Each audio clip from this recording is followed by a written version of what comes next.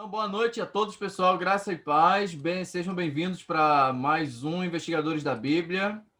Semanalmente, né, cumprimos nosso cronograma aqui de nos reunirmos para examinar as Escrituras juntos. E hoje a gente vai, em nome de Jesus, finalizar o capítulo 12, porque já faz 3 semanas que a gente está tentando finalizar o capítulo 11 e 12, a gente não consegue, porque é muito conteúdo, é muita coisa. Semana passada, né, a gente finalizou o 11, começou o 12, e paramos, né, na primeira parte do assunto do 12, que é a questão do sábado. Você que perdeu nossa aula de semana passada pode conferir aqui na nossa playlist sobre o Evangelho de Mateus, tá? Então, desde já, não esquece aí de curtir o vídeo aqui no YouTube, se você está nos acompanhando, tá? Pode acompanhar de forma ao vivo também, desde que você seja participante do nosso canal no Telegram, onde vai estar recebendo semanalmente o link para as nossas reuniões, onde nós participamos juntos investigando as escrituras, ok? E hoje nós contamos com a presença, né, do nosso convidado, o Hélio, o professor Hélio, que está aqui junto conosco de novo, para falar um pouquinho da gente sobre o capítulo 12 aí de Mateus, tá? Então nós vamos orar para a gente iniciar. Eu vou pedir para a Fernanda, vai fazer essa oração inicial hoje, para a gente iniciar então o nosso estudo. Oremos. Pai querido, Pai amado, Senhor, louvamos teu nome. Senhor, obrigado, Deus, por estarmos aqui nessa aula mais uma vez, para aprender mais de ti, da tua palavra, Senhor. A tua palavra, Deus, que nos corrige, que nos adverte, que nos consola, Senhor, e nos edifica. Usa, Senhor, a todos que vão falar hoje, Senhor, só possa, Deus, continuar a abençoando, Senhor Deus, a cada um. Senhor, fica conosco, perdoa os meus pecados, essa oração que tu faço, te agradeço. Tome o controle, a paz de toda, Senhor, essa alma. Em nome de Jesus. Amém. Amém. Obrigado, Fernanda. Então, pessoal, vamos então iniciar a nossa aula. Na semana passada, só fazendo uma rápida recapitulação, né? Nós finalizamos a exposição do capítulo 11 de Mateus, tratamos de alguns assuntos muito importantes e iniciamos o 12, que são episódios que Mateus ele relata com o objetivo de mostrar que Jesus é o cumprimento das profecias dos profetas do Antigo Testamento. A gente vê desde o início do nosso estudo que Mateus ele não está preocupado em uma ordem cronológica dos eventos no ministério de Jesus. O Evangelho de Mateus é muito temático, né? Ele está dividido em temas e ele vai apresentando esses temas conforme ele vai avançando no conteúdo da sua exposição, né? Da sua literatura ali na redação do seu Evangelho. E aí, no capítulo 12, ele coloca várias discussões que Jesus teve, vários embates que Jesus teve com os fariseus, né, com os mestres da lei, acerca de alguns assuntos pertinentes ao reino. E aí a gente vai tratar um pouco desses assuntos. Na semana passada, a gente começou falando do embate de Jesus com os fariseus acerca do sábado, num episódio em que os discípulos de Jesus estavam colhendo espigas de trigo num dia de sábado para se alimentar, e ali Jesus teve aquele embate oral com os fariseus acerca da validade do sábado, o que se podia fazer ou não. A gente viu que tem um paralelo dessa passagem também, lá em Marcos 3, e que na ocasião em que nós estivemos fazendo, que nós fizemos o estudo de Marcos, né, a gente tratou com mais detalhes e com mais cautela, né, essa passagem. Você pode conferir também na nossa playlist sobre o Evangelho de Marcos. E aí nós paramos no versículo 14, né, que é onde termina então essa discussão sobre o sábado. Para a aula de hoje, nós vamos examinar os versículos 15 até o versículo de número 56, né? Não, 50. Até o versículo de número 50. E aí nós temos 4 assuntos, né? Um primeiro é um assunto muito rápido, que é mais uma citação de Mateus no meio dessas discussões. Mateus ele vai fazer uma citação de uma profecia bíblica aí entre os versículos 15 e 21. Depois vai ter uma discussão sobre a fonte do poder de Jesus e a gente vai ter um bate-papo muito legal sobre essa questão. Depois nós vamos tratar do sinal de Jonas e encerrando a aula falando da família de Jesus. Então são aí basicamente 3 grandes assuntos que a gente vai tratar na aula de hoje. Então sempre aí, né, reagindo com algum emoji se quiser tomar a palavra. Todo mundo tem liberdade para falar, para expor seus pensamentos. E a gente então, vou passar então a palavra para o Hélio. Hélio, você quer iniciar do 22 ou quer começar logo do 15? Quer que eu faça essa introdução aí do 15 ao 21? Ou... Pode fazer a introdução do 15 ao 21 e eu pego do 22 em seguida. Beleza, então. Então vamos lá. A minha versão que eu uso é a NVT, como vocês já sabem, e todo mundo na sua versão aí vai acompanhando a leitura. Então veja, o versículo 15: Jesus, sabendo o que planejavam, retirou-se daquela região. Muitos o seguiam e ele curou todos os enfermos que havia entre eles. Contudo, advertiu-lhes que não revelassem quem ele era. Cumpriu-se assim a profecia de Isaías a seu respeito. Então, veja, o 15, ele puxa a narrativa do 14 e anteriores, em que Jesus, ele cura um homem que tinha a mão deformada, né, em pleno sábado, diante dos fariseus, depois de provar, né, que o sábado foi feito para o homem e não o homem para o sábado, né, haja vista a ordem de criação, lá em Gênesis 1 e 2. E Jesus, então, e os fariseus, eles querem matar Jesus naquela ocasião. E como não era a ocasião correta daquilo acontecer, Jesus então se saiu dali, né? E pois ele sabia o que os fariseus e os mestres da lei planejavam fazer com ele. Então ele se direciona para outro lugar, mas sempre curando, sempre exercendo o seu ministério. Veja que apesar das críticas, apesar das ofensivas dos inimigos de Jesus, ele não cessava de curar, ele não cessava de atender a multidão, ele não cessava de exercer aquilo pelo qual ele foi enviado por Deus, apesar de toda a oposição contra ele. E aí, Mateus, ele vai fazer mais uma citação de uma profecia do Antigo Testamento. E aqui ele vai citar para a gente um trecho de pelo menos aí 4 versículos de Isaías 42. Quando nós estudamos o livro de Isaías, né, e se você não viu, pode conferir aqui na nossa playlist sobre as profecias messiânicas do livro de Isaías. A gente tem uma aula exclusiva só para as profecias messiânicas do livro de Isaías, né? Nossa aula de Isaías foi dividida em 2 partes.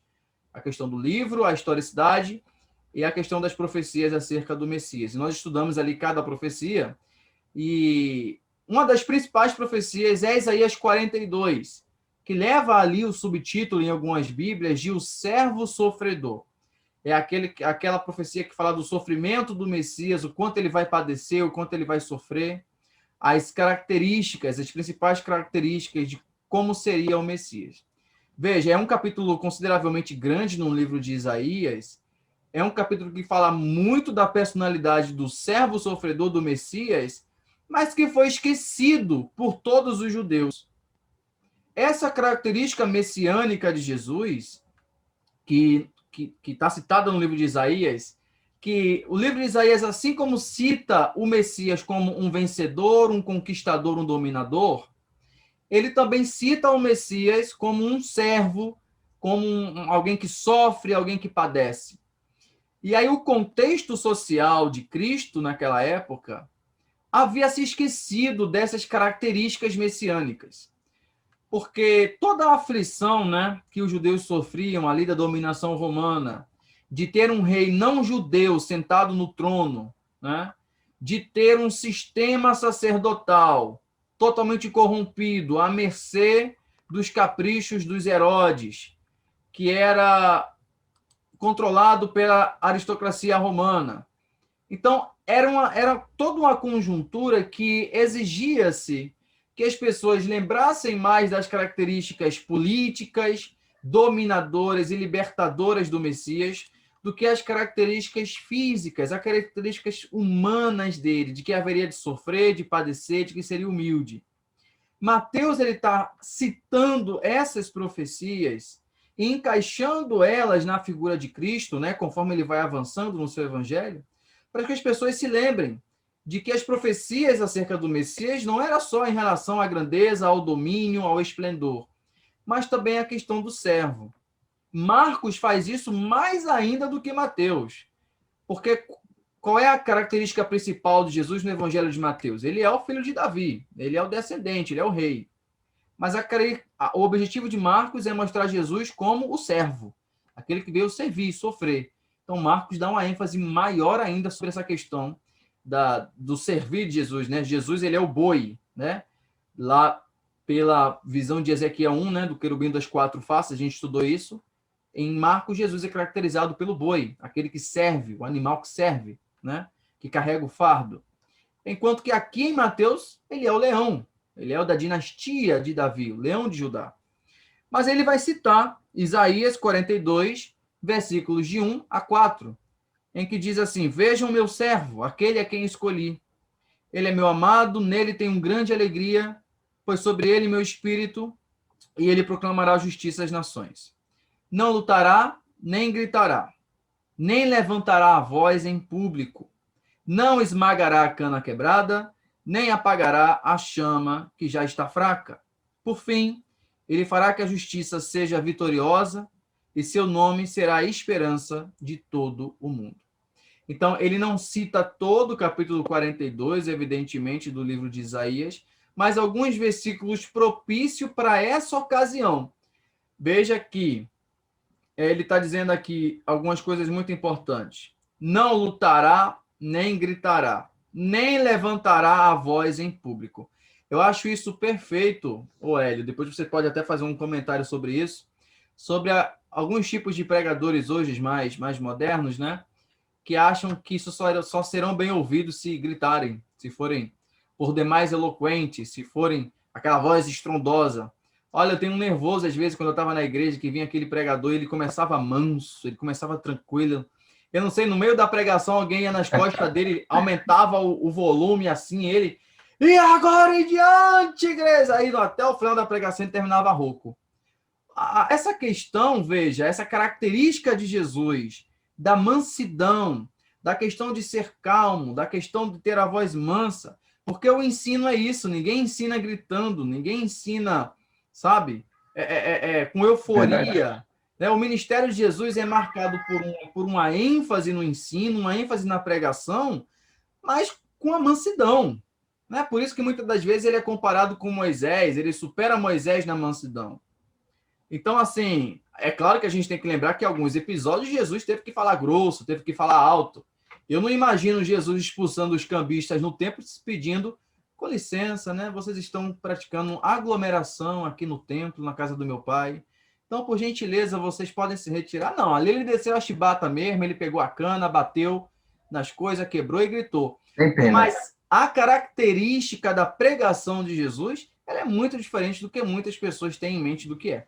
Isso já tinha sido profetizado em Isaías 42, e agora aqui Mateus ele vai citando. Veja que ele está em constante embate contra os fariseus, debatendo, discutindo, mas nunca levantando a sua voz, nunca falando com arrogância, nunca falando com prepotência. E ele consegue vencer essas pessoas, ele consegue deixar essas pessoas em silêncio com sua tranquilidade e com sua mansidão. E aí a justiça é feita, né, através dele. E aí, então, fechando esse parênteses que Mateus abre, né? Porque esse parênteses é como se Mateus estivesse dizendo o modo como que Jesus embatia essas discussões, embatia com esses inimigos deles, né? Um parêntese que Mateus faz aqui. Agora, fechando esse parênteses, ele dá continuidade, então, no 22, em outro embate, outra discussão que Jesus vai ter agora com os seus opositores. E para falar de treta, eu passo agora para o maior treteiro aí de todos os tempos. Misericórdia, mano. Mas vamos lá. Essa próxima parte, né, do capítulo número 12, ele é dividido entre dos versículos 22 ao 32, né, que é quando vai falar sobre a cura do endemoniado e do cego. Depois, árvores e os seus frutos, do 33 ao 37. Depois, o sinal de Jonas, do 38 ao 42. E no finalzinho vai falar sobre a família de Jesus, 46 em diante. Né? Vamos ler por parte, até porque é uma leitura um pouco extensa, e a gente vai trabalhando cada um desses textos, beleza? Versículo 22. A Bíblia que eu estou usando aqui é a da Reforma. Então lhe trouxeram um endemoniado, cego e mudo, e ele o curou, passando o mundo a falar e a ver. E toda a multidão se admirava e dizia: é este, porventura, o filho de Davi? Mas os fariseus, ouvindo isto, murmuravam: Este não expele demônios, senão pelo poder de Beelzebu, maioral dos demônios. Jesus, porém, conhecendo-lhes os pensamentos, disse: Todo reino dividido contra si mesmo ficará deserto, e toda cidade ou casa dividida contra si mesmo não subsistirá. Se Satanás expele a Satanás, dividido está contra si mesmo. Como, pois, subsistirá o seu reino? E se eu expulso demônios por Beelzebu, por que os expulsam vossos filhos? Por isso, eles mesmos serão os vossos juízes. Se, porém, eu expulso demônios pelo Espírito de Deus, certamente é chegado o reino de Deus sobre vós. Ou como pode alguém entrar na casa do valente e roubar-lhes os bens sem primeiro amarrá-lo? E então, lhe saqueará a casa. Quem não é por mim é contra mim, e quem comigo não ajunta espalha. Por isso vos declaro, todo pecado e blasfêmia serão perdoados aos homens, mas a blasfêmia contra o Espírito não será perdoada.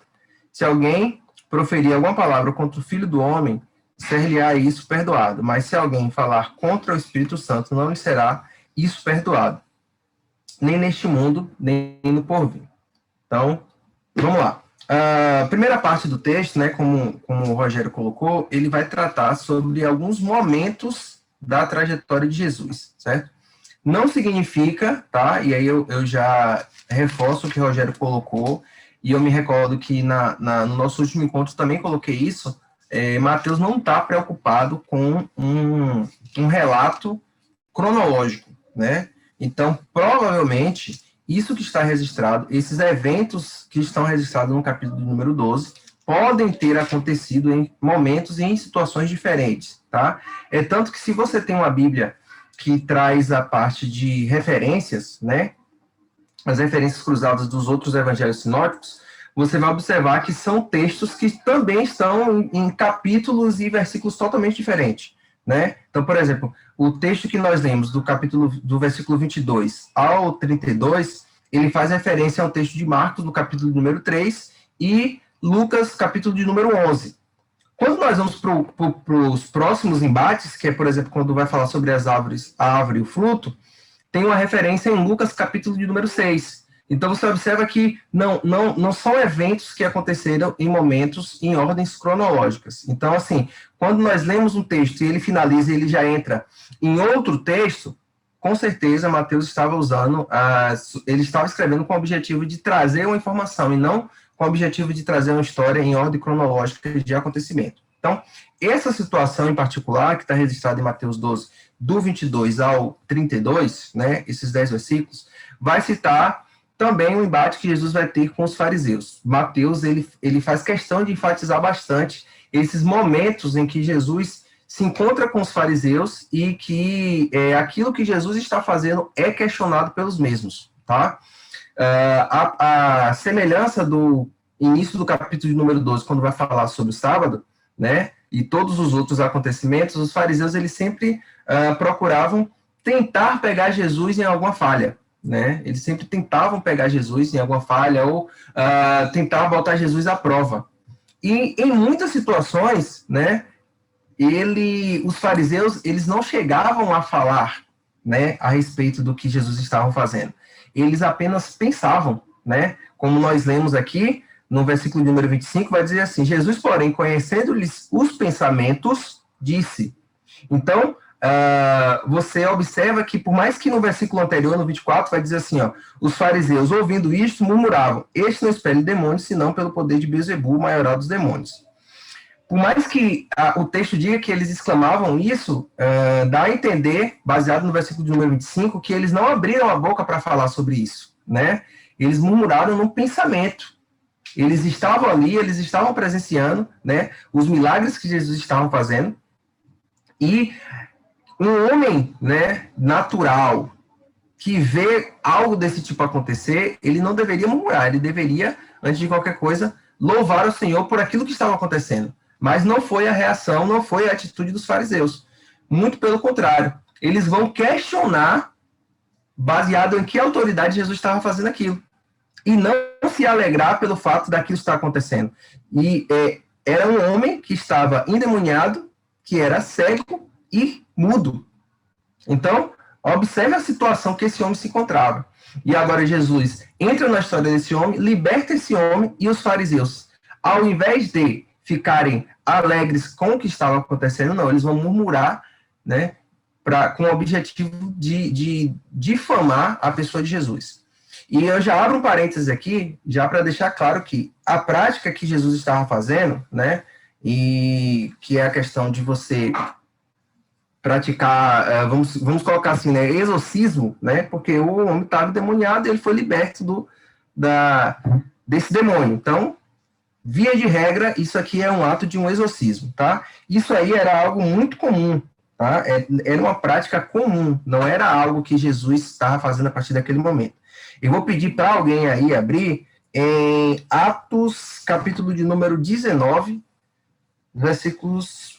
É um texto um pouquinho grande, mas os versículos de 11 a 20. Atos 19, do 11 a 20. Quem achar aí, abre o microfone e pode ler.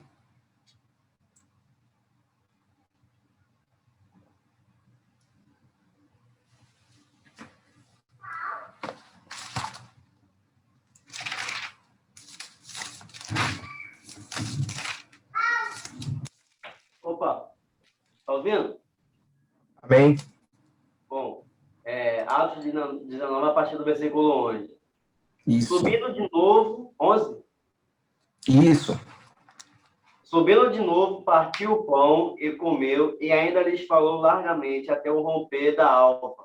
E assim partiu. Não, ó, Atos 19, do 11 ao 20.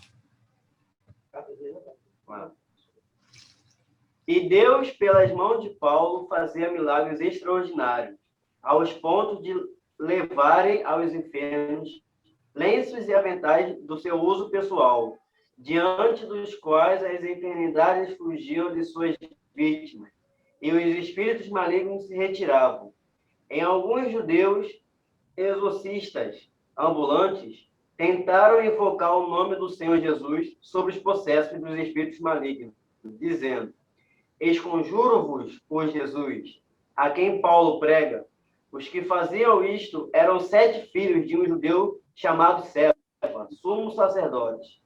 Mas o espírito maligno lhe respondeu: Conheço a Jesus e sei quem é Paulo, mas vós, quem sois? E o possesso do espírito maligno saltou sobre eles, subjugando a todos, e de tal modo prevaleceu contra eles, que, desnudos e feridos, fugiram daquela casa. Chegou este fato ao conhecimento de todos. Assim, judeus como gregos, habitantes de Éfeso, veio o temor sobre todos eles, e no nome do Senhor Jesus era agradecido. Muitos dos que creram viram, confessando e denunciando publicamente suas próprias obras. Também muitos dos que haviam praticado artes mágicas, reunidos em seus livros, e queimaram diante de todos.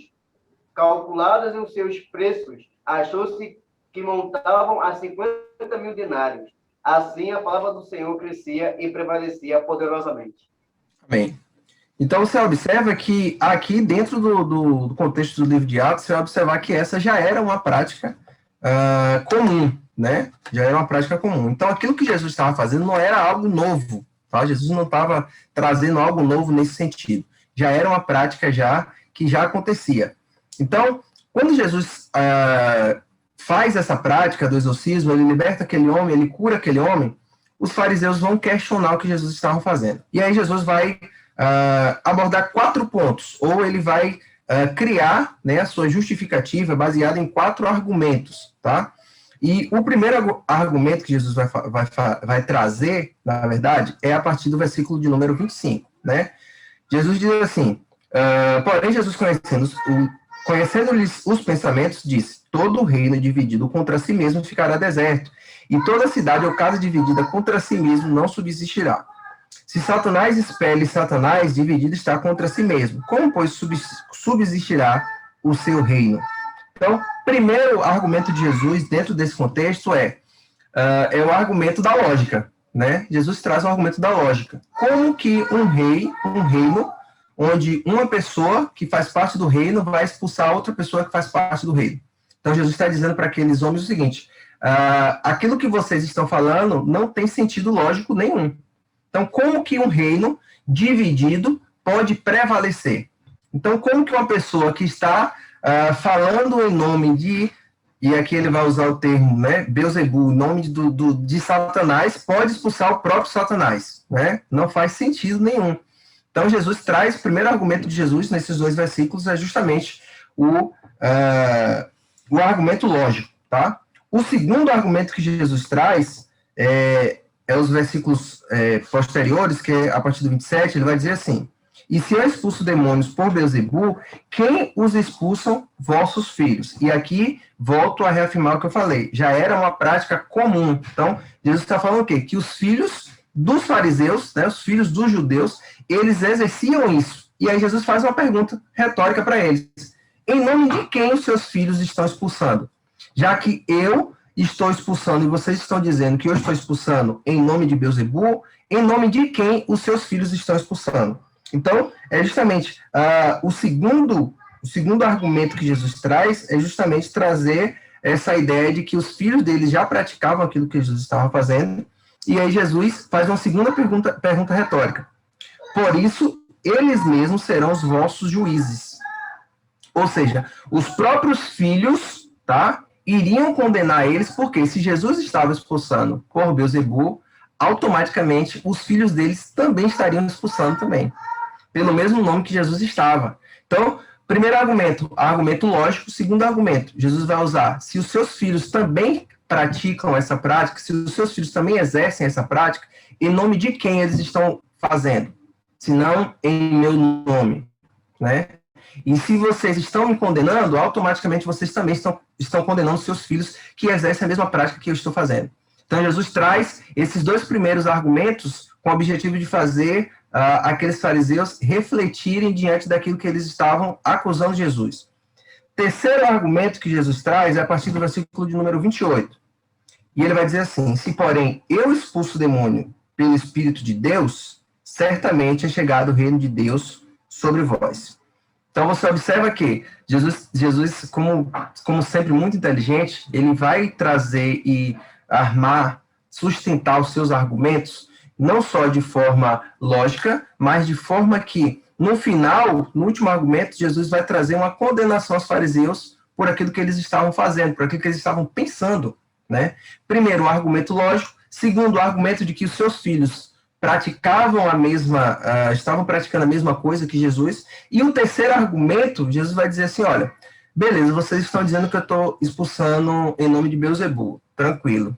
Mas e se eu não estiver?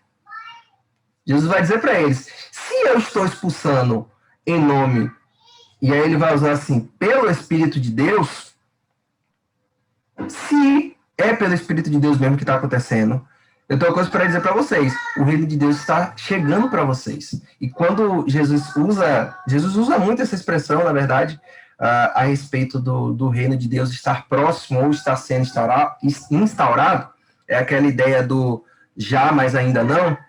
Só que quando Jesus usa esse termo de que é chegado o reino de Deus sobre vós, Jesus está trazendo um aspecto de condenação para aqueles homens, justamente por conta da incredulidade que eles tinham.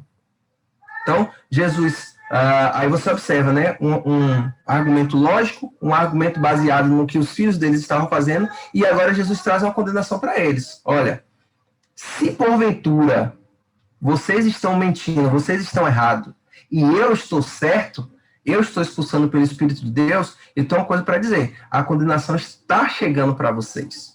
E aí Jesus vai usar o termo: o reino de Deus está próximo, né? Aí ele vai dizer: é chegado o reino de Deus sobre vós. E a ideia da instalação, dessa chegada do reino de Deus, ela sempre vai ter 2 perspectivas, né? Ela vai ter a perspectiva para os moradores, e para os moradores a perspectiva é positiva. Se eu faço parte do reino de Deus e o reino de Deus está chegando a mim, significa que eu estou entrando no reino, né? Eu estou tomando posse do reino, e isso é bom. Agora, para quem não faz parte do reino, meu querido, quando diz que o reino está chegando, o bicho vai pegar para o seu lado, né? É como o Evangelho vai dizer, né? Que ele está com a pá, e ele vai varrer a eira, né? Então, quem não faz parte, meu querido, a chegada do reino não é algo bom. Então, é essa acusação que Jesus traz para aqueles fariseus naquele momento. Se eu estou expulsando em nome e pelo Espírito de Deus, a condenação está chegando para vocês por conta da incredulidade de vocês. E aí Jesus fecha o seu último argumento, ele vai contar uma pequena parábola, né? Nós podemos classificar assim, que é o versículo de número 29. Ele vai dizer assim, ou como pode alguém entrar na casa do valente, roubar-lhe os bens sem primeiro amarrá-lo? E então lhe saqueará a casa. E aí ele vai, dentro desse... Aquilo que ele estava fazendo com um objetivo, né? Então, observe os 4 argumentos que Jesus traz, né? Primeiro, ele traz um argumento lógico sobre o reino estar dividido. Ele traz o argumento de que os filhos dos fariseus faziam e praticavam o exorcismo da mesma forma que Jesus estava fazendo. Terceiro argumento, a condenação baseada na incredulidade que aqueles homens estavam tendo diante daquilo que eles estavam vendo. E o último argumento é justamente essa pequena parábola, onde ele vai dizer, olha, para eu entrar na casa do valente, e aqui essa referência à casa do valente, ele está fazendo a referência justamente a Satanás, para eu entrar na casa, eu tenho que amarrar ele para poder depois libertar as pessoas que estão sobre o jugo desse valente. E aí eu vou pedir para alguém abrir aí Colossenses, capítulo de número 1, versículo de número 13 e 14. Paulo falando a respeito da libertação dos cativos. Vamos lá. Ele nos resgatou do poder das trevas e nos trouxe para o reino de seu Filho amado, que comprou nossa liberdade e perdoou nossos pecados. Então, observa, Paulo, ele tinha a convicção dessa responsabilidade que Jesus tinha. E é justamente sobre isso que Jesus está falando. Quando Jesus fala a respeito de entrar na casa do valente e roubar-lhe os seus bens, né, esses bens aqui, dentro dessa parábola, somos nós. Porque o próprio Paulo vai dizer que todos estávamos condenados ao inferno, né? Paulo escrevendo aos Romanos, ele vai dizer que não existia nenhum justo, nenhum sequer. Todos nós estávamos condenados ao inferno. Então, nós alcançamos, recebemos a salvação não por algo que nós fizemos, ou algo que nós poderíamos fazer, mas por algo que Cristo fez. E foi esse algo que Cristo fez que nos libertou. Foi o próprio Cristo que nos libertou. Nós estávamos lá nas mãos de Satanás e Jesus foi lá e nos resgatou. Então é isso que Jesus... E esse é o último argumento que Jesus traz para poder sustentar aquilo que ele estava fazendo, né? A libertação daquele homem. É justamente esse, roubar-lhe os bens. E aí, a partir do versículo de número 30 até o versículo de número 32, Jesus vai também continuar fazendo uma acusação grave contra os fariseus, né? Jesus... E aqui, eu já aproveito para abrir um parênteses a respeito disso, que muitas das vezes algumas pessoas criticam, né? Rogério, pode falar. Só um comentário para fato de curiosidade. Foi aqui que surgiu a expressão "tá amarrado". É uma expressão muito popular, né, entre os crentes, mas pelos pentecostais, né? Eu que tenho uma formação pentecostal, eu cresci ouvindo, né? "Está amarrado, está amarrado". E às vezes eu chegava até a ouvir que não era bíblico dizer isso, né? Tá amarrado, isso não é bíblico, né? Isso não é certo dizer isso. Mas a gente tem base bíblica, foi o próprio Cristo que disse isso, né? Exatamente. Inclusive, eu não sabia, mas isso não é um jargão só dos pentecostais, até os presbiterianos utilizam esse jargão com base em Mateus 12, 29, né? Porque Jesus ele diz, ninguém pode roubar, né? Como você leu, né? Entrar na casa de um homem forte e saquear seus bens sem amarrar ele antes. Então, é uma metáfora do que Jesus está fazendo com o reino de Satanás, que é o mundo. Amarra Satanás para roubar aqueles a quem ele pertencia, a quem ele escravizava. Então, de fato, né? De fato, ele está amarrado. Ele foi amarrado definitivamente na cruz. Aleluia. Então, vamos lá. Aí, abrindo um parênteses aqui, Jesus, no versículo de número 30, ele vai dizer assim: quem não é por mim, é contra mim. E quem comigo não ajunta, espalha. Por mais que isso aqui que Jesus tenha falado tenha sido direcionado, né, diretamente aos fariseus, aí é que eu já abro um parênteses para algo muito interessante, né, que algumas pessoas, às vezes, não gostam muito disso. né? Quando você tem uma pessoa, né, dentro do contexto religioso, que, vamos dizer assim, eu não usaria o termo condenar, mas uma pessoa que expõe aquilo de errado que outra pessoa está fazendo, muitas das vezes isso é tido como algo negativo, né? Por exemplo, pegar um David Leonardo, por exemplo, que fala, só de abrir a boca ele está falando besteira, né? Quando você tem um pastor que vai a público ou usa um veículo de comunicação pública para condenar aquilo que o David Leonardo está falando, por exemplo, muitas pessoas saem em defesa do David Leonardo para dizer que não, você não pode julgar irmão, aí usa Mateus 7 totalmente fora de contexto, e que nós não temos autoridade para julgar o irmão, que a gente tem que amar, e que parece que os crentes é uma renca de ursinho carinhoso, né? Que não pode falar nada do outro irmão. Eu não consigo compreender isso. Então, Jesus está dizendo aqui, olha, quem não está agregando ao reino, ele está contra mim, ele está espalhando. E se alguém que faz parte do reino, e ele, em vez de estar juntando, ele está espalhando, isso precisa ser falado, né?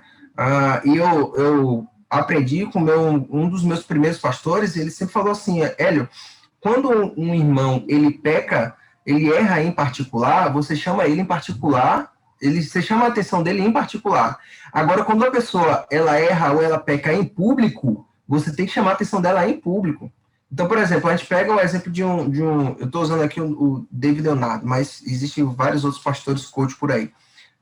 Mas você pega um camarada desse que usa uma rede social que milhares de pessoas vão ter acesso e falam asneira, tipo como a Bíblia não é a palavra de Deus, você tem que ir a público e condenar uma coisa dessa que um camarada desse está falando, né?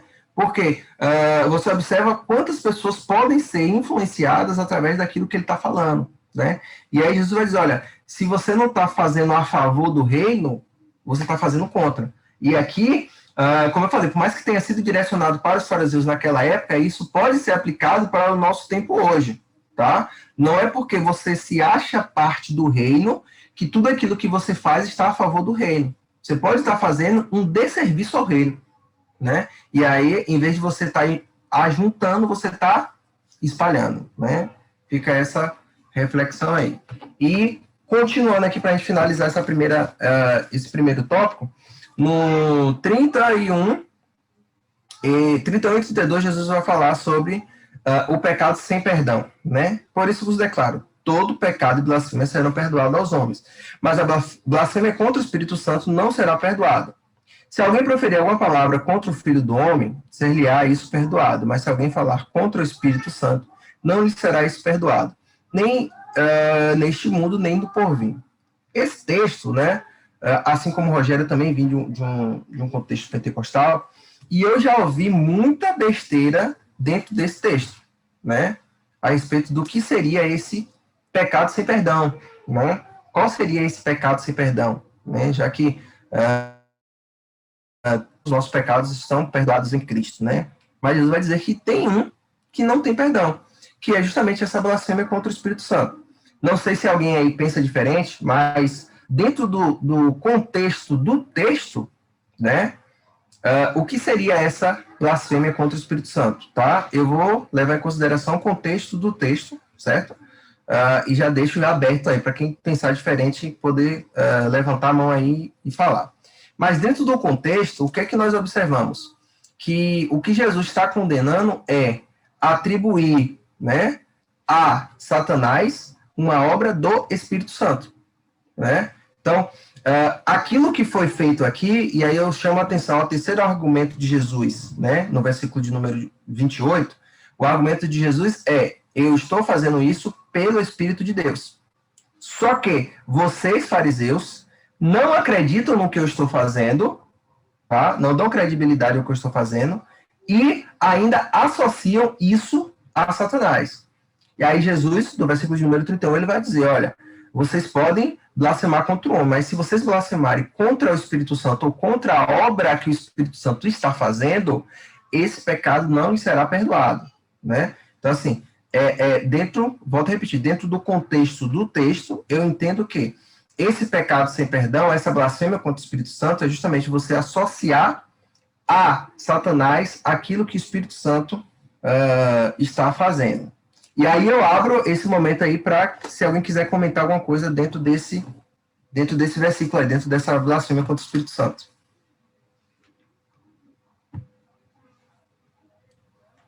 Alguém tem algum comentário, alguma pergunta? Esse é um texto muito importante, né, da narrativa de Mateus, e é um texto que gera muitas dúvidas, né? Então, Eu tenho uma pergunta. tá, Pode mas fazer você... A blasfêmia do Espírito Santo sempre foi uma dúvida para mim, né? Esse pecado que não teria perdão. É claro que Deus sonda os corações, ele viu ali a intenção daqueles fariseus. Mas se nós, em algum momento da nossa vida, às vezes duvidarmos de algo que seja de Deus, e a gente duvidar que não seja, acho que isso acontece, é uma coisa que às vezes a gente se confunde se é algo falado para gente é de Deus ou não, essa desconfiança ou essa confusão, isso imputaria a gente de estar pecando e não seria perdoado? Boa pergunta, hein? Quer responder, Rogério? Fica à vontade. Foi para tu. A aula é tua, fica à vontade. Então, Fernanda, dentro do que você falou, né, tem uma diferença, é claro, mas são muito próximos. Mas, assim, existe uma diferença entre você duvidar, né, isso aí é normal, e aí se a gente pegar o início do capítulo número 11, a gente vai lembrar de João, né, com aquele questionamento, será que é realmente ele? Então, o duvidar... Na aula passada a gente viu. O duvidar pode acontecer, tá? Isso aí não se classificaria como uma blasfêmia, certo? Mas, a partir do momento que você duvida e você atribui isso a Satanás, aí sim, que é justamente o que os fariseus eles fizeram. Eles não só duvidaram, tá? Como em outros momentos, eles duvidaram do que Jesus estava fazendo. E Jesus repreende eles por conta disso. Só que agora, eles, além de duvidar, eles atribuem o que Jesus estava fazendo ao inimigo, né? Então, tem essa separação aí. Dentro disso, né, essa questão da diferença, né? Veja, no Antigo Testamento, havia prescrito na lei a aprovação de um profeta, de um falso profeta. A aprovação aqui que eu falo é por a prova. A própria lei, ela exigia que as pessoas tinham que colocar, né, os profetas à prova para saber se as profecias deles vinham de Deus ou não. Porque surgiam muitos profetas, tinham muitas profecias e eles profetizavam. E também tinham muitos falsos profetas.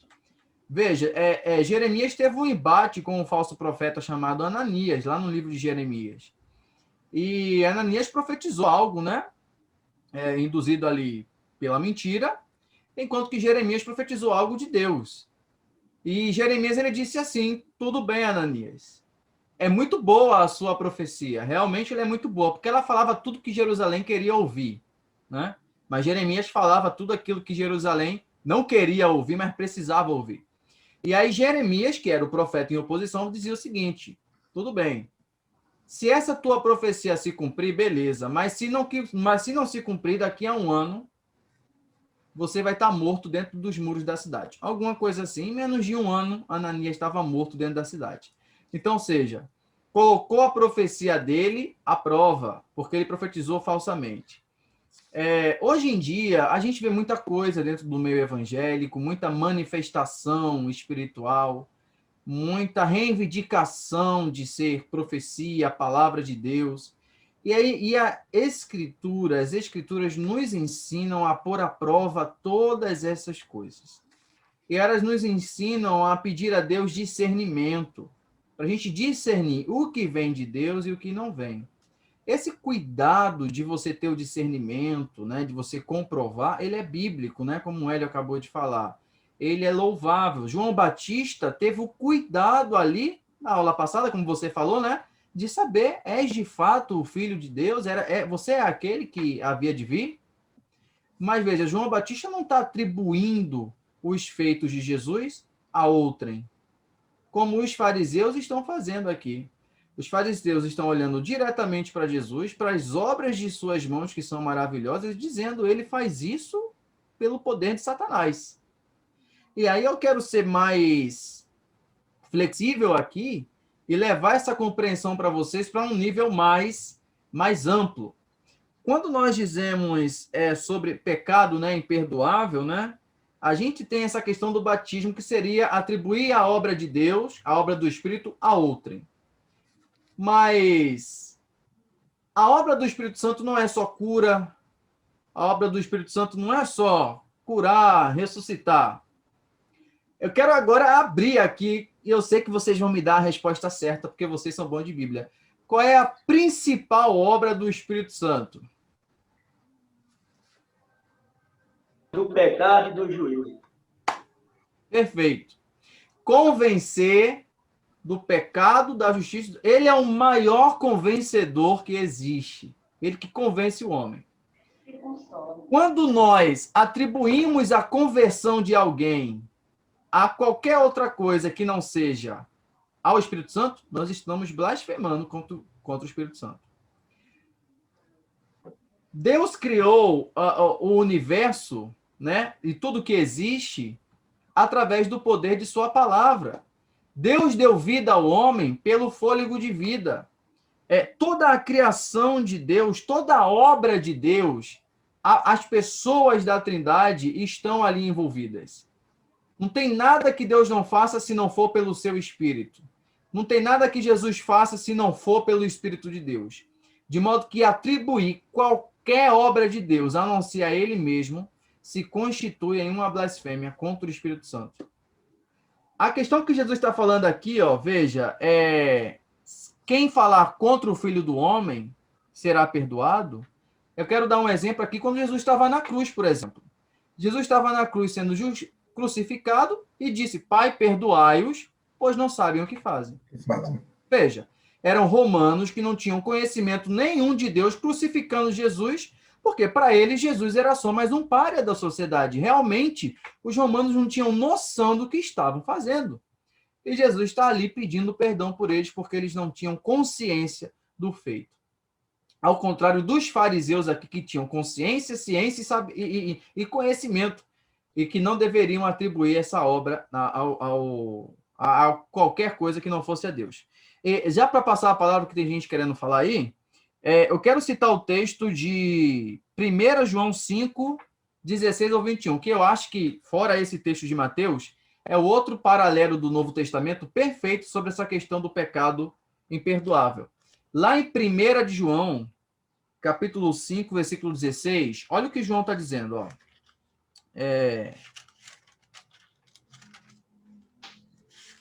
1 João 5, 16. Se alguém ver um irmão cometer pecado que não é para a morte, ore por ele e Deus dará vida a esse irmão que pecou de maneira que não leva à morte. Mas há pecado que leva à morte, e não digo que se deva orar por aquele que o cometem. Toda injustiça é pecado, mas nem todo pecado leva à morte. Né? Essa questão do pecado que leva à morte, pecado que não leva à morte, é basicamente o pecado imperdoável. E qual é o contexto que João está se referindo aqui em sua primeira epístola? A apostasia, que estava em moda na época de João e que estava prestes a começar ali no contexto da evangelização. Pessoas que se inseriam dentro da igreja, provavam do evangelho, experimentavam da boa mensagem, né? Vai ter um paralelo também lá em Hebreus 6, 4 ao 6, em que diz que eles vão experimentar a verdade, mas se desviam da verdade, ou seja, uma falsa conversão. Ou seja, estão vituperando o sacrifício de Cristo e maldizendo a obra do Espírito Santo, que é a conversão. Ou seja, isso é pecado imperdoável. Isso se constitui de pecado que leva à morte. Né? Tem um comentário aqui na minha Bíblia que deixa muito bem claro, veja, a analogia atual a essa prática é a rejeição pura e simples do testemunho do Espírito Santo acerca do Cristo, ou seja, a rejeição definitiva das boas obras. Quem é que faz com que a igreja leve as boas novas através do mundo? É o Espírito Santo. Quem é que edifica a igreja? É o Espírito Santo. Sobre quem nós podemos praticar as boas obras? Pelo Espírito Santo. Então, veja como isso não é pequeno, mas isso é global, é muito amplo essa questão, né? A gente acha que é só apontar ali e dizer, isso foi Satanás que fez. Não, é muito mais grave, é muito mais sério. De modo que rejeitar o evangelho se constitui, né? Se a pessoa morrer rejeitando, a pessoa está negando a obra do Espírito Santo. Então, se constitui de um pecado imperdoável. Tanto é que todo aquele que morre sem confessar a Cristo não recebe perdão, não alcança a salvação. E se constitui também de pecado imperdoado, porque logo também se constitui de uma blasfêmia, porque está rejeitando a Cristo, que falou pelo Espírito, que viveu pelo Espírito, e que hoje age pelo poder do Espírito Santo através da igreja. Vamos lá, Rafael.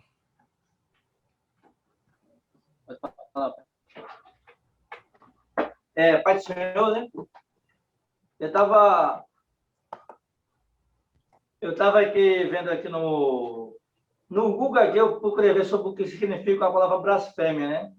Aí tem assim, enunciado ou a palavra que insulta a divindade, ou seja, uma palavra que insulta a divindade, né?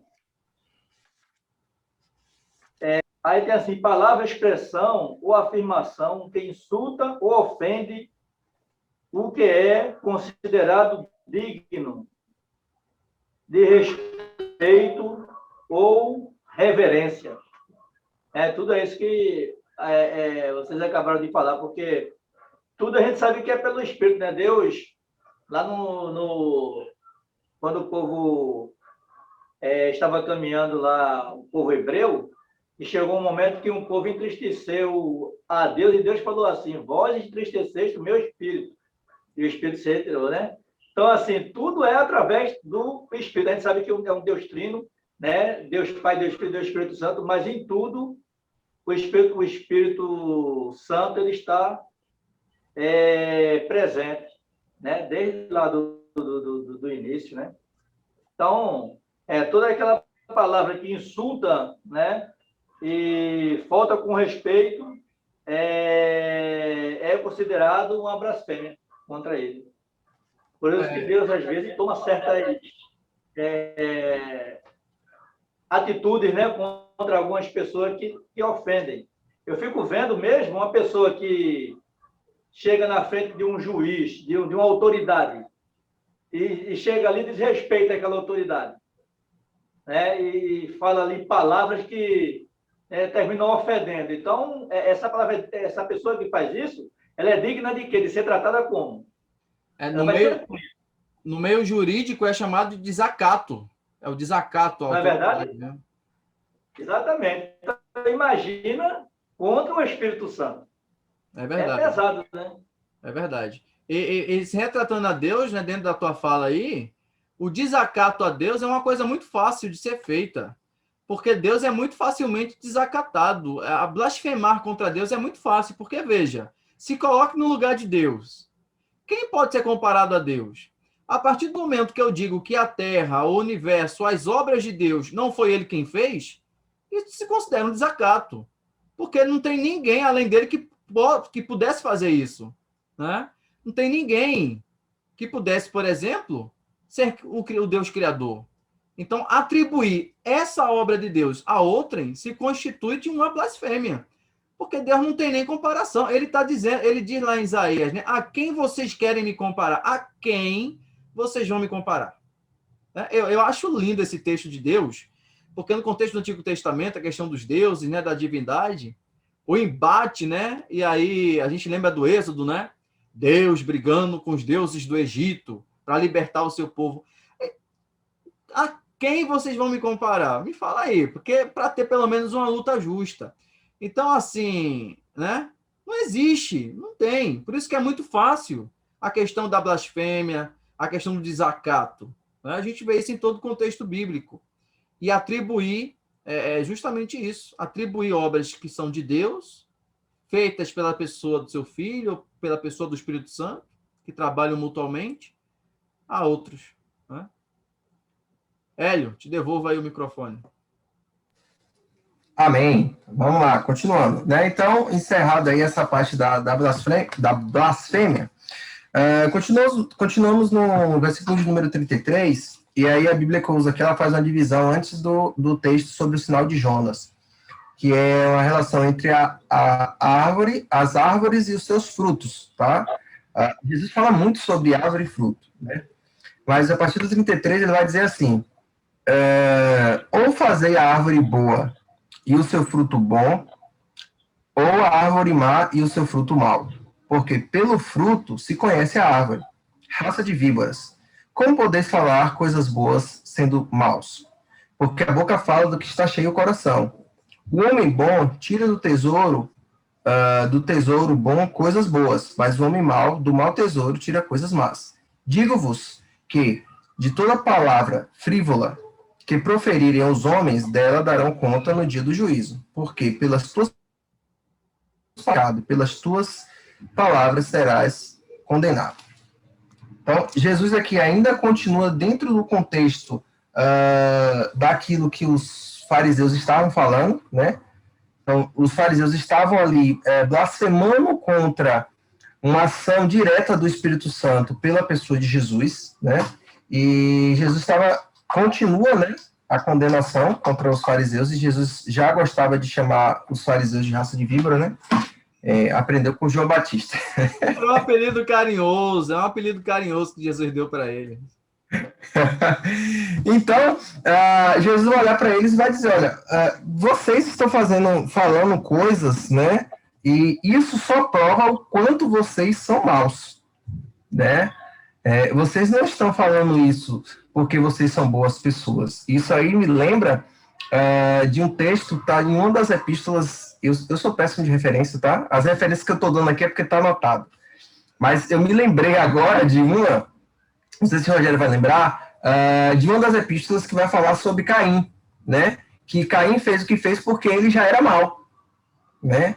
Não foi algo que fez com que ele fizesse aquilo, mas Caim já era mau. E por ele ser mau, ele fez aquilo. E é isso que Jesus está dizendo. Olha, o que vocês estão fazendo, vocês não estão fazendo... E aqui eu abro um parênteses, tá? O texto não fala isso, mas vocês não estão fazendo porque vocês estão endemoniados ou porque vocês estão sofrendo influência de Satanás, não. Vocês estão fazendo isso porque vocês não têm vergonha na cara mesmo, né? É que nem aquele meme que tem na rede social, né? Nem tudo é culpa do diabo, às vezes é você que é mau caráter. E é isso que Jesus está falando aqui. Aquilo que você fala expressa aquilo que você é, né? E aí Jesus vai usar um trocadilho aqui a respeito do homem tirar do tesouro, e aí a ideia de tesouro é aquilo que você tem guardado, né? Tesouro é aquilo que você tem guardado. E você vai pegar naquilo que você está guardado, naquilo que você tem guardado, e aquilo que você tem guardado vai expressar aquilo que você é. Então, como é que aí Jesus faz essa analogia da árvore e do fruto, né? Uma árvore boa não vai produzir um fruto ruim, né? Nem vice-versa. Então, as árvores que produzem frutos maus é porque elas são más. E as árvores que produzem frutos bons é porque elas são boas. E aí Jesus vai falar a respeito daquilo que eles estavam dizendo, né? E aqui eu já abro um parênteses aí e peço para alguém abrir aí isso em Tiago, capítulo de número 3, tá? Leia aí só os primeiros versículos, mas o texto é Tiago 3, do 1 ao 12, mas não precisa ler o texto todo.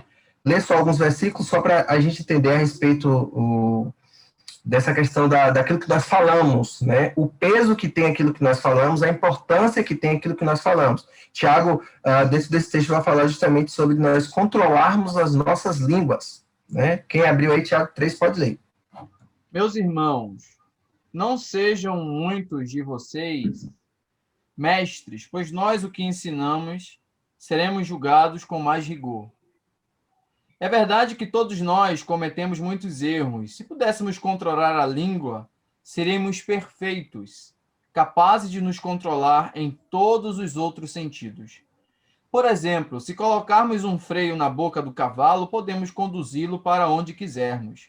Observem também que um pequeno leme faz um grande navio se voltar para onde o piloto deseja, mesmo com ventos fortes. Assim também a língua é algo pequeno que profere discursos grandiosos. Vejam como uma simples fagulha é capaz de incendiar uma grande floresta. E entre todas as partes do corpo, a língua é uma chama de fogo. É um mundo de maldade que corrompe todo o corpo. Ateia fogo a uma vida inteira, pois o próprio inferno a acende. Amém. Então, observe o quanto, o peso que tem as nossas palavras, né? Mais aproveitando aqui, o Rogério falou sobre jargão nesse instante, né? Mais um jargão aí, eu não sei se é pentecostal, mas eu sempre ouvi isso, né? Cuidado, porque a palavra tem poder, né? Cuidado com o que você fala. Se você falar coisa boa... não, na verdade, eles só usam esse jargão para falar quando a gente fala coisa ruim, né?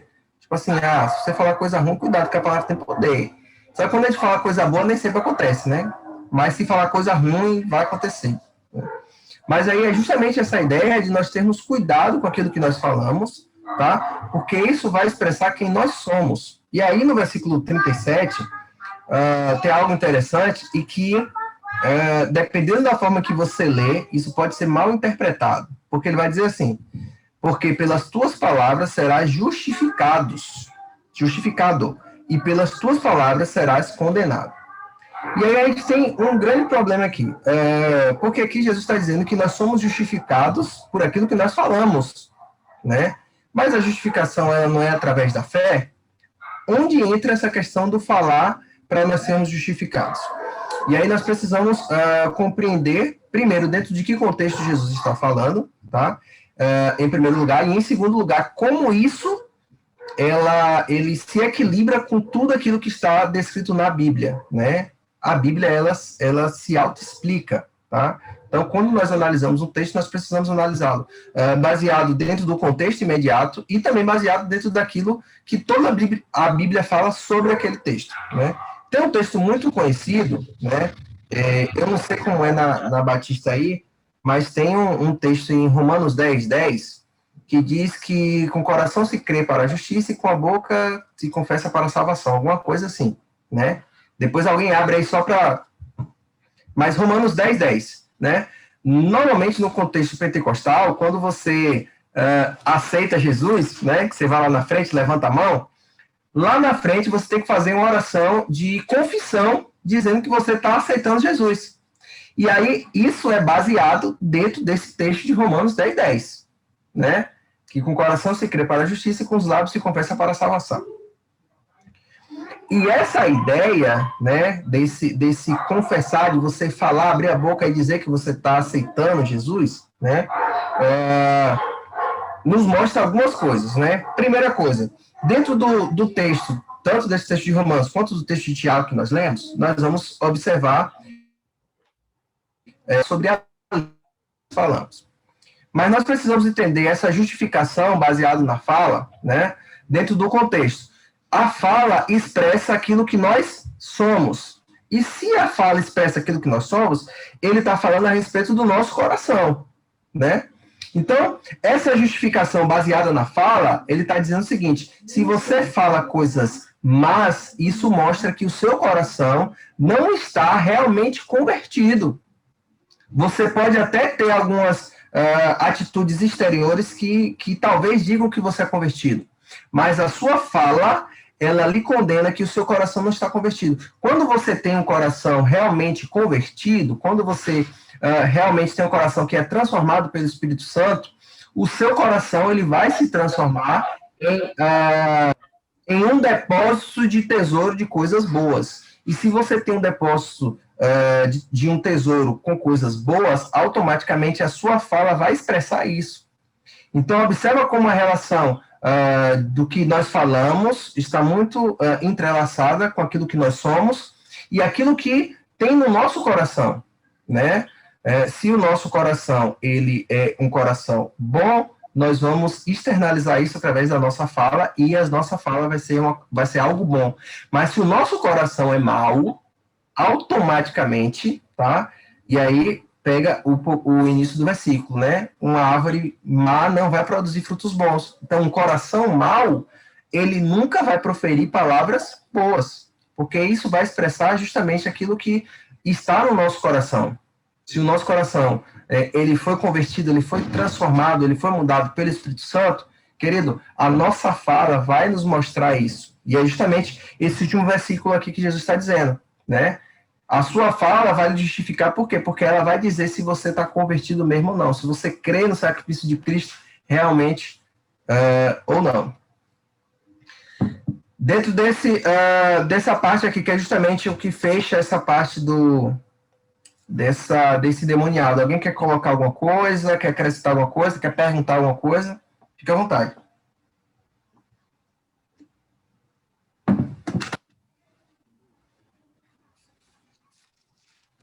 Bem, sem perguntas, então vamos prosseguir. Versículo de número 38. Então, alguns escribas e fariseus replicaram: Mestre, queremos ver tua parte algum sinal. Ele, porém, respondeu: uma geração má e adúltera pede um sinal, mas nenhum sinal lhe será dado, senão o do profeta Jonas. Porque assim como esteve Jonas 3 dias e 3 noites no ventre do grande peixe, assim o Filho do Homem estará 3 dias e 3 noites no coração da terra. Ninivitas se levantarão no juízo com esta geração e a condenarão, porque se arrependeram com a pregação de Jonas. E eis aqui está quem é maior do que Jonas. A rainha do sul se levantará no juízo com esta geração e a condenará, porque veio dos confins da terra para ouvir a sabedoria de Salomão. E eis aqui está quem é maior do que Salomão. Vamos lá, algumas considerações a respeito desse sinal de Jonas, tá?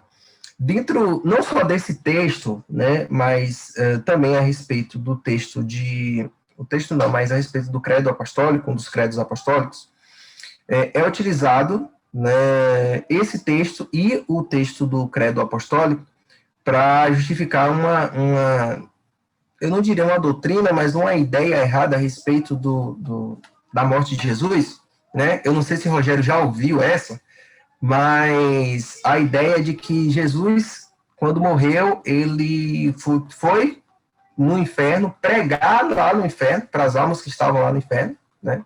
Jesus desceu até o Hades e ficou esses 3 dias pregando lá, né? Eu não sei se o Rogério já ouviu essa, né? Essa semana eu estava assistindo uns vídeos de escatologia e dentre os vídeos teve um que tocou nesse tema, né? O que Jesus estava fazendo durante os 3 dias em que ele estava morto. E aí tem aquela passagem, né? Lá de Filipenses, se não me engano, né? Que levou cativo o cativeiro, pregou aos espíritos em prisão. E aí as interpretações acerca disso, em que muitos levam para uma segunda chance, né? Jesus pregando no inferno. Exatamente. E é um mau entendimento só do credo apostólico, mas também desse texto aqui, tá? A Bíblia em lugar nenhum fala sobre isso, né? A gente não encontra isso. Eu já ouvi canções sobre isso, né? Mas não faz sentido. Tanto que eu estava falando sobre esse texto, né? Estava falando sobre essa ideia errada sobre onde Jesus estava, e aí eu falei assim, olha, vamos ler sobre a crucificação de Jesus. Lá vai dizer onde é que ele estava. E lá na crucificação vai dizer que Jesus olha para o ladrão do lado dele, que reconhece que ele é o Cristo, e vai dizer assim para ele, olha, hoje mesmo estarás comigo no paraíso. Pronto. Jesus falou que naquele dia ele ia para o paraíso. Jesus estava onde? Estava no paraíso, meu filho, acabou. Não tem essa ideia de que Jesus foi pregar para quem está no inferno, meu filho, já foi, já está lá, já acabou. Não tem oportunidade depois de ir lá do inferno. Hélio, eu fico me perguntando se ele foi pregar no inferno, o inferno está vazio então, porque quem está no inferno quer sair de lá. Se Jesus aparece pregando para sair, quem é doido para ficar? Eu acho que até Satanás, se tivesse essa segunda chance, aceitaria, né? Verdade. Então, não faz sentido nenhum com o resto da Bíblia, né? Sei lá, é complicado, é complicado. Mas tem pessoas que acreditam nisso, né? Mas paciência. Então, Jesus, os fariseus pedem um sinal para Jesus, e o sinal que Jesus vai dizer para eles é: o sinal que vocês terão vai ser o mesmo sinal de Jonas, né? Que teve 3 dias lá no ventre do grande peixe, e a semelhança de Jonas, né? Eu vou ficar. Aí é justamente esse versículo que as pessoas usam. Assim o Filho do Homem estará 3 dias e 3 noites no coração da terra, né? Que é a ideia que eles têm de que durante esses 3 dias e essas 3 noites, Jesus realmente foi para o inferno, né? Não faz sentido. Aqui, o entendimento que eu tenho sobre essa parte, né? Que é um entendimento que a maioria acredita, é que quando Jesus fala sobre a sua morte, né, e principalmente esse aspecto aqui da morte de Jesus, é que o Jesus homem, né, o corpo de Jesus que foi crucificado e que morreu na cruz, ele realmente ficou morto lá dentro do sepulcro os 3 dias, né? O Jesus homem ficou morto ali dentro do sepulcro, estava lá, o corpo estava lá, né? Ficou lá os 3 dias, e no 3º dia ele ressuscitou. Então, esse corpo não foi para lugar nenhum. E é esse sinal que Jesus está dizendo que traria para eles, né? Inclusive, foi muito bem guardado, né? Exatamente, estava muito bem guardado, né? Não tem conversa de que o corpo foi para algum lugar. Não, o corpo estava lá, ficou lá os 3 dias. Botaram 2 câmeras de segurança vigiando lá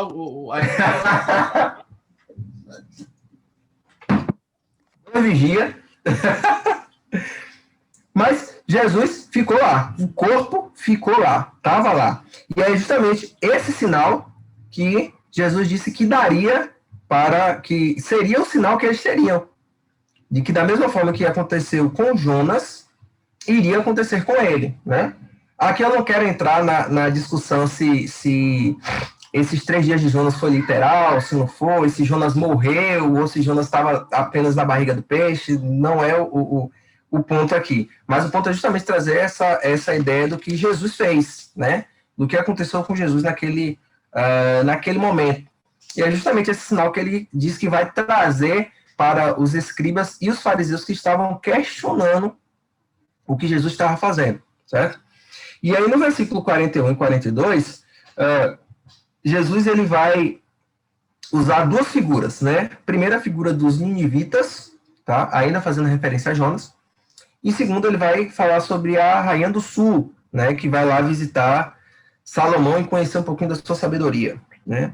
Jesus, ele traz, né, a ideia dos ninivitas, porque era uma nação que era totalmente contrária aos princípios, né, que eram ensinados pelos judeus, era totalmente uma nação perversa, miserável, tanto que até o próprio Jonas se recusa a ir pregar para aquele povo, né, de tão miserável que o povo era, né. Existe a ideia aí de que foram os ninivitas que mataram os pais de Jonas e tal, não vamos entrar nesse aspecto, mas a ideia é que Jonas não queria pregar para aquele povo, né? Só para você ter noção do quanto miserável era aquele povo, né? Jonas não queria pregar. E aí, eu me lembro que no capítulo número 11, a gente tratou também a respeito, quando Jesus vai falar a respeito de alguns povos que seriam mais, digamos assim, teriam mais chances, né? De serem salvos do que o povo que estava ouvindo a pregação de Jesus naquela hora.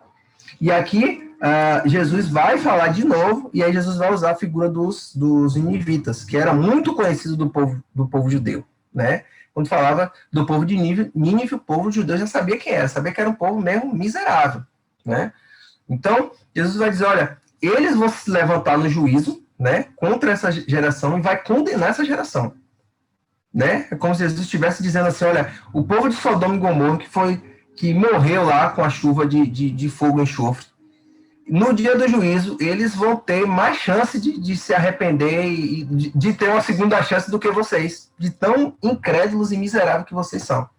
Então, imagine aí, hoje muitas pessoas, elas têm uma resistência muito grande para, vamos dizer assim, dar credibilidade ao cristianismo, né? Muitas pessoas têm essa resistência. Só que naquela época, eles estavam vendo Jesus, né? Vamos pegar o acontecimento do versículo número 22. Eles estavam vendo Jesus expulsar um demônio e curar uma pessoa, né? A pessoa que era cega e muda, Jesus curou, e mesmo assim não era suficiente para que eles acreditassem. Então, olha o nível de incredulidade desses homens, né? Hoje, às vezes, a gente prega e as pessoas não acreditam, né? Mas hoje a gente está só pregando, a gente está falando do que aconteceu. Aqueles homens presenciaram, eles viram Lázaro sair do sepulcro depois de 3 dias. E não foi suficiente. Então, assim, eu sempre... Pode falar, Rogério? 4 o quê? Minutos? 4 dias. 4 dias, obrigado. 4 dias. Então, observe que ficou 4 dias e eles viram Lázaro sair, eles viram Lázaro com vida depois do acontecido e mesmo assim não acreditaram. Eu costumo dizer, e aqui talvez eu possa soar um pouco calvinista, mas aqueles homens, eles nunca iriam crer. Não tem como, depois de tudo que eles viram, né? Depois deles terem visto Jesus ali na cruz, Jesus morto, o que aconteceu no momento da crucificação de Cristo, né? O corpo desaparecendo, e mesmo assim não foi o suficiente. Querido, depois de ver tudo isso e o cara não crer, ele não vai crer mais nunca. Né? Não tem como, né? Não tem possibilidade daquele. A gente compreende que tudo aquilo fazia parte do plano de Deus, né? Eles tinham que não crer para que acontecesse o que aconteceu.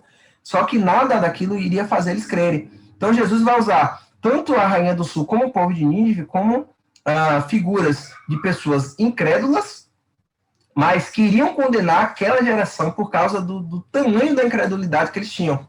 Então, quando a gente olha, por exemplo, para o povo de Sodoma e Gomorra, era um povo que estava praticando pecados que estavam cheirando mal às narinas de Deus, né?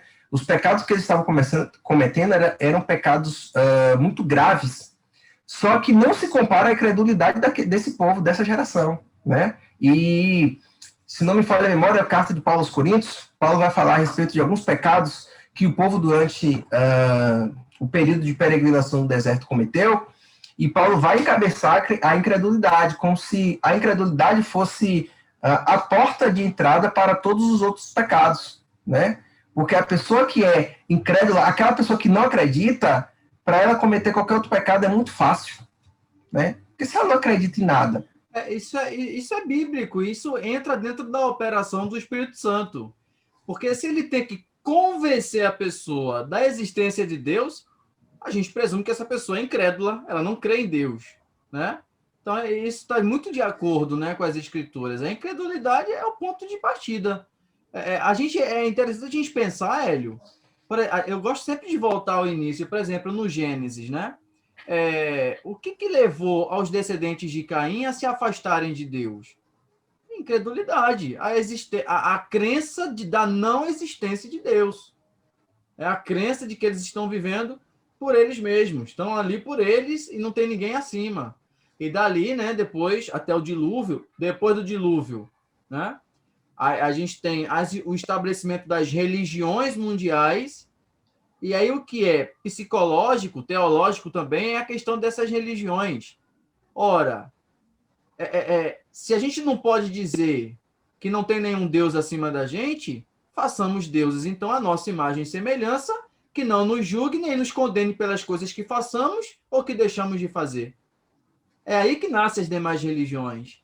Quando você cria deuses que são complacentes com o comportamento humano, com qualquer coisa que os homens façam, porque não tem diferença para onde eles vão ou para onde eles não vão depois da morte. Né? Eles não tem nada, não tem nenhuma moralidade. Né? Isso é totalmente bate o que você está falando aí. Exatamente. E aí, você falou isso aí, eu me lembrei, Romanos capítulo número 1, Paulo vai justamente falar sobre isso, né? Que quando o homem, ele não reconhece, né, a Deus, e aí nasce a ideia da incredulidade, Paulo, escrevendo nos Romanos capítulo número 1, vai dizer que, por conta disso, né, Deus vai entregar aos homens as suas próprias concupiscências. E aí, meu irmão, é buraco em torno de buraco e o fundo do poço não chega nunca, né? E aí é justamente essa ideia. É Romanos, capítulo de número 1, a partir do versículo de número 20, né? A gente leu esse texto semana passada, falando de Mateus 11 para falar da questão das cidades impenitentes, Betsaida, Corazim e Cafarnaum. Isso, exatamente. Então você observa que, a pessoa que é incrédula, meu amigo, o que você imaginar de ruim, de pior, ele vai fazer, né? Porque ele não tem mais, por mais que ele tenha consciência de que Deus existe, ele realmente não acredita, ele não dá credibilidade, né? E aí, quando você não dá credibilidade, eu gosto de ter acho que é o comentário de Romanos de Hernandes Dias Lopes, que ele vai dizer que a pior coisa que Deus poderia fazer ao homem é aquilo que Paulo fala em Romanos, né? É deixar o homem fazer aquilo que ele quer fazer. E quando Deus faz isso, Deus abre mão e fala assim, se é que você quer, faz. Não vai dar nada que preste. E o mundo como nós estamos presenciando hoje é justamente a realidade disso, de Deus deixar alguns homens fazerem o que eles querem fazer e aí acaba no que acaba acontecendo, né, infelizmente. Então, essas duas nações, né, como as nações que você citou aí do capítulo número 11, como as nações de Sodoma e Gomorra, são nações que cometeram pecados, certo? Mas que não estavam relacionados com incredulidade. Mas muitos, principalmente quando a gente vai para Sodoma e Gomorra, nós vamos ver pecados muito relacionados com a questão sexual, né? E Jesus vai dizer que teria mais misericórdia deles do que dessa geração. Então, observa que nível estava essa geração, a incredulidade que estava essa geração. Mas só Jesus para ter misericórdia. Né? E continuando, né? No versículo de número 43, e aí a gente partindo já para o final, Jesus vai contar, né? Usar também, eu gosto de dizer que ele vai usar uma pequena parábola para explicar essa situação. Ele vai dizer assim, olha, quando o espírito imundo sai do homem, anda por lugares áridos procurando repouso, porém não encontra. Por isso diz, voltarei para minha casa, de onde saí. E tendo voltado, a encontra vazia, varrida e ornamentada. Então vai e leva consigo outros 7 espíritos piores do que ele. E entrando, habitam ali. E o último estado daquele homem torna-se pior do que o primeiro. Assim também acontecerá essa geração perversa. Jesus, mais uma vez, condenando a geração que ele estava presenciando ali. Então, vamos lá. Existia a crença, né, de que os espíritos malignos, eles andavam por lugares áridos, né, por desertos e etc. Existia essa ideia. Por isso que Jesus vai usar essa expressão aqui no começo do texto. E aí ele vai dizer que os demônios, eles andavam por esses lugares e se eles não achassem um lugar para repousar, eles voltavam para onde eles saíram, né? E aqui ele vai dizer que ele volta, ele vai encontrar a casa limpa, a casa arrumada, né? E aqui está falando sobre o coração do homem, limpo, arrumado, mas só que sem habitação. Não tem ninguém lá dentro, né? E aí, o que ele vai fazer? Ele vai voltar lá para dentro. Aqui Jesus está fazendo uma referência dentro de tudo aquilo que ele está falando, né? A gente tem que levar em consideração tudo aquilo que ele está falando. Lá no início do texto que nós começamos a estudar, vai falar a respeito de Jesus entrando, amarrando o valente e roubando-lhe os bens, né? Então, observe como tem uma relação com esse finalzinho aqui que Jesus está falando. Quando Jesus entra na casa do valente, rouba-lhe os bens, amarra-lhe e rouba-lhe os bens, é como se Jesus, eu não gosto muito dessa palavra, mas só para compreensão, é como se Jesus estivesse dando uma oportunidade para eles, para aquela geração, corrigir a vida deles, né? Oportunidade. Então, o demônio sai, a casa fica limpa, fica arrumada, né? E aí agora é a oportunidade que Jesus está dando para que eles corrijam a vida deles. Antes estávamos, né, nas garras de Satanás. Jesus chegou, nos tirou, né? Nos tirou das garras, amarrou, nos tirou, roubou, né? A casa agora está limpa, só que se o Espírito Santo não habita nessa casa, o que vai acontecer? O inimigo vai voltar de novo. E é isso que vai acontecer, é isso que Jesus está falando. Eu libertei vocês das garras de Satanás, mas se não houver, né? Eu também não gosto muito dessa palavra, mas se não houver digamos assim, uma permissão para que o Espírito Santo habite nessa casa que agora está limpa, o espírito maligno que saiu, ele vai voltar. E não vai voltar sozinho. Ele vai voltar e vai trazer outros 7 com eles. Então, você tem que ter muito cuidado, né? E aí é onde existe uma discussão, né? Se uma pessoa convertida, vamos colocar assim, né? Uma pessoa convertida pode ser possessa por um demônio, né?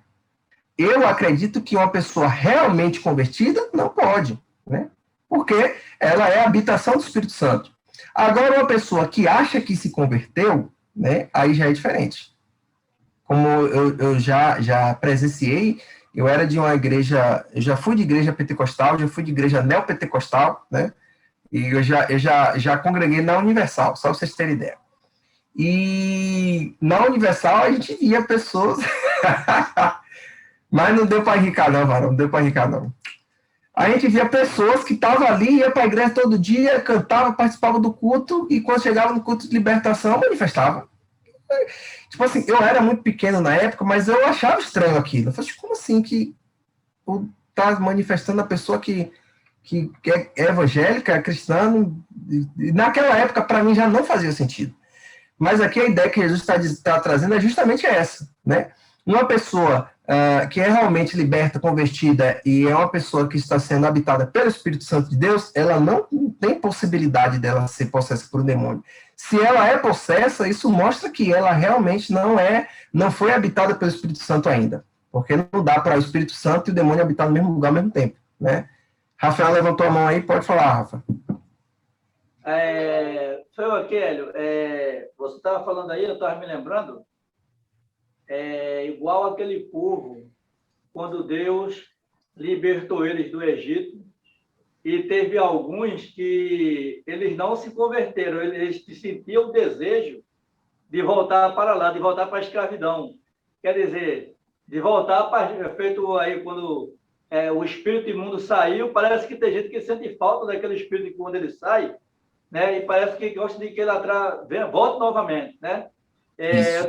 Eu estava me lembrando, aí eu me lembrei do povo que eles falaram assim, melhor a gente voltar para o Egito, porque pelo menos lá a gente vai ter isso, vai ter aquilo. Então, assim, eu estava me lembrando até eu estava vendo não me lembro agora qual foi o pastor, ele falando de uma pessoa que se converteu, né? E ele pediu uma oportunidade para dar o testemunho dele num culto. Aí ele foi e disse, irmão, há tantos anos atrás, né, eu estava no mundo, aí eu fazia isso, fazia aquilo. Eita, tempo bom. Aí, mesmo assim, pessoal, aí depois aí, o pastor foi ter um sinal, ele tinha que cortar o microfone, né? Então, assim, foi uma... Jesus! Então, assim, eu ri demais com isso aí eu estava me lembrando dessa passagem aí, pedi para cortar, tomar o microfone e depois tirar ele. Mas é mais ou menos isso aí que você está falando. Exatamente. Jesus, misericórdia. Misericórdia. Essa daí foi... Vamos deixar o culto. Meu Deus do céu, misericórdia. Sim, vamos lá, continuando. Oh, meu Deus. Vamos lá, para a gente finalizar aqui, para finalizar. Eu fico imaginando se ele fez apelo depois na pregação e o efeito foi ao contrário. As pessoas, em vez de se converter, não, agora eu quero voltar. Motivado. Pelo testemunho dele, ó. Misericórdia, que testemunho, viu? Meu Deus do céu. Sim, vamos lá, vamos continuar, para a gente encerrar aqui. A família de Jesus, finalzinho aí, só para a gente concluir o capítulo número 12. Versículo de número 46. Falava ainda Jesus ao povo, e eis que sua mãe e seus irmãos estavam do lado de fora, procurando falar-lhe. E alguém lhe disse, sua mãe e teus irmãos estão lá fora e querem falar-te. Porém, ele respondeu ao que lhe trouxe o aviso, quem é minha mãe e quem são meus irmãos? E, estendendo a mão para os discípulos, disse, eis minha mãe e meus irmãos. Porque qualquer que fizer a vontade de meu Pai Celeste, esse é meu irmão, irmã e mãe. Aqui nós temos algumas coisas muito interessantes dentro desse texto. Primeira coisa, né? Esse texto já mostra, né? Já cai por terra a ideia de que Maria morreu virgem, né? Jesus tinha irmãos, tá? Até a epístola de Tiago, foi Tiago, irmão de Jesus, que escreveu, tá? Jesus teve outros irmãos, tá? Jesus, apesar de ter sido o primogênito, ele teve outros irmãos, e aqui deixa muito claro isso, Maria não morreu virgem, né? Ela teve outros filhos com o seu marido, e aqui Jesus vai falar, né, não é que Jesus estava desprezando a figura de Maria e de seus irmãos, tá?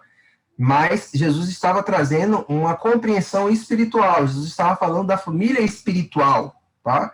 Enquanto eles estavam preocupados com a família carnal, Jesus estava preocupado com a sua família espiritual, e Jesus vai trazer justamente a ideia de a minha família espiritual, ela não é composta apenas por Maria e por meus irmãos de sangue, mas ela é composta por todo aquele que faz a vontade do Pai, né? Então, todo aquele que fazia parte daquilo que Jesus estava fazendo, né, ele poderia sim ser considerado como mãe, como pai e como irmão do próprio Jesus. Ou seja, ao fazer a vontade do Pai, essa pessoa, ela passava a fazer parte da família espiritual de Cristo, né?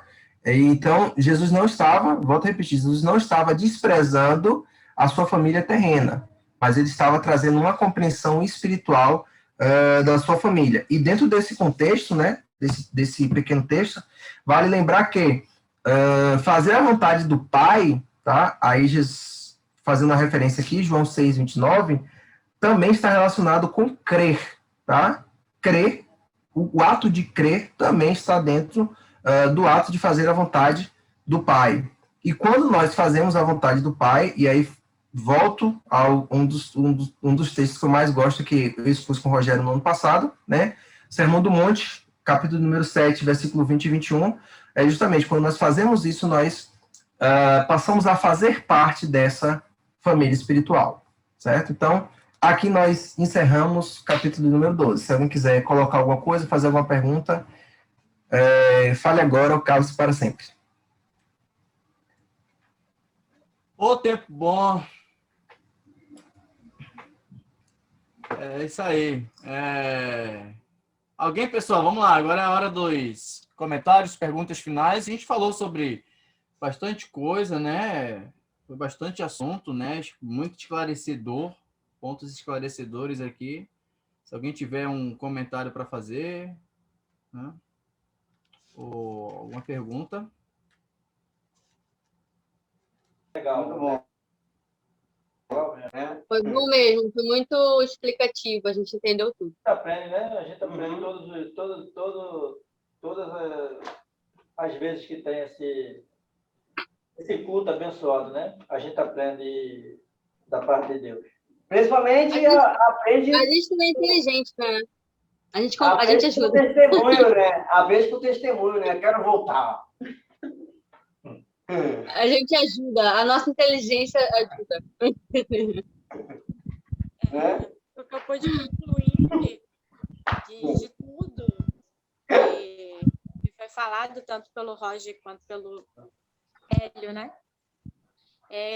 Que sobre a minha pergunta, né, naquela hora, que eu pude concluir sobre isso tudo, o pecado que Jesus está se referindo mesmo é a incredulidade. Tudo se resume nisso, né? Porque os outros podem ser perdoados, mas se você não crê no Filho de Deus, que é a única condição para você ser salvo, então, para mim, se resume a isso. Tudo se resume a isso. Você falou um negócio muito interessante, Fernanda. Todo o capítulo 12 se resume a uma palavra, incredulidade. Você pode reparar, todos os embates de Jesus sobre os diferentes temas no capítulo 12 foi em torno da incredulidade. A incredulidade de não crer na operação de milagres, a incredulidade de precisar pedir um sinal para crer. Vou falar isso agora. Ele deixa bem explícito nessa parte, né? O que é um sinal. Mas sabe o que eu vou dizer? Jesus, eu mandava ele pra boca do peixe. Vai, toma! Exatamente. E que inclui, né? E que inclui na questão da blasfêmia, rejeitar a Deus, rejeitar a obra do Espírito, porque tudo que Jesus faz é pelo poder do Espírito. Então, se você rejeita... Por isso que Jesus ressalta, né? Que aqueles que não viram, eles são aqueles que não viram, né? Porque a gente não viu e creu. E aqueles que viram, estavam presentes e não creram. Exatamente. Exatamente. Tem essa ênfase, as escrituras dão essa ênfase, né? Nós somos bem-aventurados. Então, pessoal, quero agradecer a presença de todos aqui, graças a Deus, uma aula abençoada. Quero agradecer mais uma vez o Hélio pela disponibilidade, boa vontade de estar aqui com a gente. Hélio, você já é um de nós, cara. Já faz parte dos investigadores aí. Bem, amém. Quinta-feira que vem estarei aqui presente com fé em Deus. Amém. Amém. Graças a Deus. Na aula presencial ia ter que pagar um lanche para geral, mas... Pois é, né? Olha aí, ó, tá vendo? Pra conversa. Misericórdia. Mas eu quero agradecer a todos, então, pela presença, né? Você que nos acompanhou pela transmissão aqui no YouTube. Muito obrigado. Não esquece aí de deixar seu comentário abaixo do vídeo, curtir, se inscrever no canal, ativar o sininho, seguir também nossas páginas no Instagram. Aqui na descrição você tem os links para as páginas dos investigadores e do Identidade Cristã, assim como também nossos canais no Telegram, onde você pode também estar em contato diretamente com a gente, comigo, com o Hélio, com o pessoal que está aqui. A gente está postando um conteúdo bacana para vocês lá também. Semana que vem, pessoal, Mateus 13, Parábolas de Jesus. E aí eu já tinha recebido pedido, Hélio. O pessoal aqui tá reservando o texto bíblico. Entendeu? Tá entrando em contato para reservar. Olha, eu quero esse texto, eu quero fazer a exposição desse texto. Esse texto aqui é meu, não dá para ninguém, não. Então, semana que vem, esse pessoal vai falar mais aí, tá? Parábolas de Jesus. Vamos expor, então, as parábolas do capítulo 13 na aula da semana que vem. Então, fica com a gente aí. Nós vamos orar, então, para terminar nossa aula de hoje.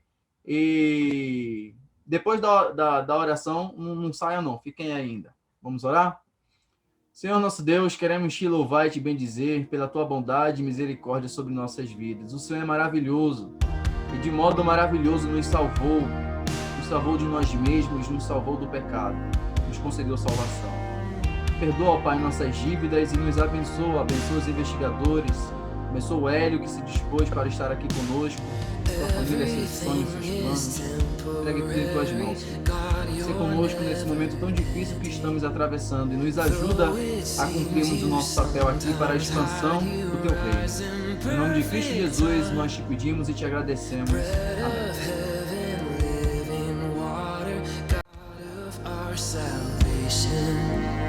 Like a shepherd, you will lead us to the